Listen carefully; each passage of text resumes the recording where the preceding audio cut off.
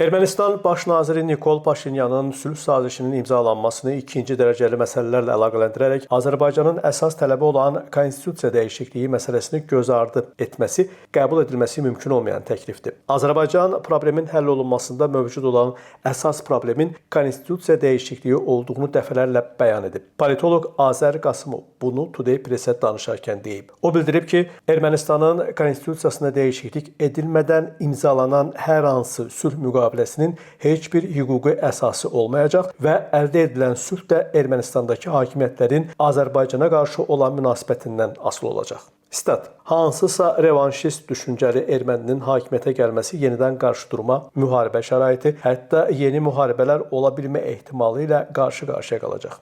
Azərbaycan da buna görə Ermənistan konstitusiyasından Azərbaycan ərazilərinə iddia edilən maddənin, eyni zamanda Türkiyəyə qarşı edilən torpaq iddialarının ləğv edilməsini tələb edir. Çünki sülh olacaqsa, bütün region ölkələri özünü sülhə hazır hesab etməlidir. Statın sonu. Ekspertin fikrincə, Paşinyanın təklifi yalnız bundan sonra məqbul ola bilər.